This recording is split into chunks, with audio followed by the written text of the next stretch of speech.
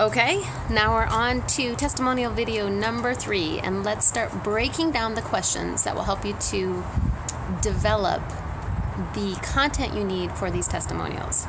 Now, the best way to break down these questions is if you were doing a written testimonial, you would submit these questions and have someone write out their answer, and then you would kind of pull out of their answers the elements that will allow you to sort of rewrite the story but use their own words as much as possible, and then you'd let the person who submitted the conversation, the information, have a look at it and see how they felt about it, and assume if they were a great writer and they just really did a wonderful job with it, you could use as much of it as seemed appropriate. And if there was someone who needed, sometimes people get a little hesitant to do a testimonial, especially a written testimonial or especially a video testimonial, because they feel uncertain, they feel worried that they're not going to do a good job. And so you helping them to shape the questions beforehand, if they're doing a video, and kind of practice it and figure out what they're going to say, or to say, I'm just going to have you answer these questions and then I'll shape it and you'll get to look at it. Those are really ways to help to take the pressure off of your person who you're asking to submit a testimonial.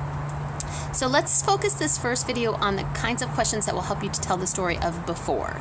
As we talked about in the last video, we're kind of going through a progression in our testimonial with before, and then the messy middle, like what's happening while the person is interacting with your product, your services, and then the after, and getting clear about that. So let's focus on the before. Here's some of the questions you're going to ask to develop this content. First of all, what was going on in your life before that wasn't working for you? In other words, there had to be something. There had to be some pain point, some need, some missing piece, some gap that caused your customer to even be looking for a solution, to even notice that you existed, right? Whether it was a conversation that you showed them what they were missing, or they just came looking for you, doesn't matter. We need to know what was that thing they were looking for. We need to know what else it was maybe that they tried and didn't work.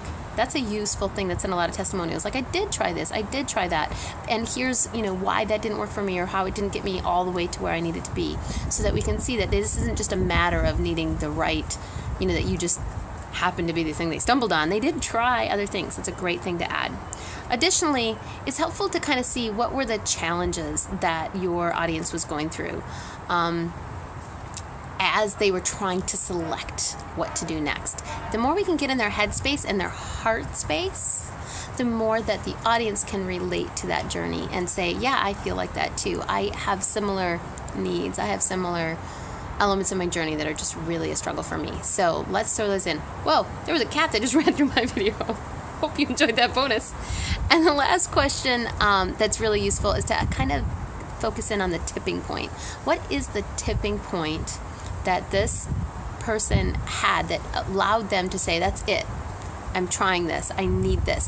That tipping point moment, that sort of aha moment where they stepped over the threshold, as we say in storytelling land, where they go from the ordinary world and into your world of your product, that can be a really powerful place. So if you would focus on those series of questions and dog help and keep developing that, you'll start to develop a really powerful and useful before world. Stay tuned for the next video on this, and we'll look at the during part of what you're developing.